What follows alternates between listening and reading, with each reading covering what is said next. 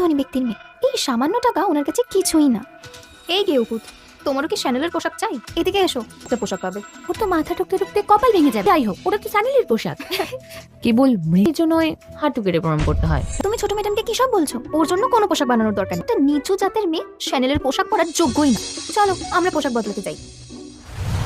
এটা শ্যানেলের পোশাক, সত্যি কি সুন্দর লাগছে। গিয়েও মেয়ে হিংসে হচ্ছে তো, ওর গায়ের রংটা একটু হলদেটে, তাই তোমাকে কালো দেখাচ্ছে, ভালো লাগছে না। এই গিয়েও তুমি স্যানেলের পোশাককে খারাপ বলার সাহস পাও কি করে? গেওরা তো এমনই হয়, আঙুর ফল খেতে না পারলে বলে আঙুর ফল টক। কেবল সবচেয়ে ধনী ব্যক্তির মেয়ের সঙ্গেই এমন দামি পোশাক মানায়। মিস এমিলি, চলুন আমরা একসাথে কোথাও যাই আর ছবি তুলি। তুমি আমার পোশাকটা একটু ঠিক করে দাও, তাহলে হয়তো তোমার শ্যানেলের একটা ব্যাগ উপহার দিতে পারি। তাহলে তো এই গিয়েও মেয়েটা সেটাকে বাড়িতে পুজো করে রাখবে। তোমার মনে হয় রাজকন্যা হওয়ার ভাগ্য নেই, কিন্তু রাজকন্যা হওয়ার রোগ আছে, রোগটা বেশ গুরুতর। কি বললে তুমি?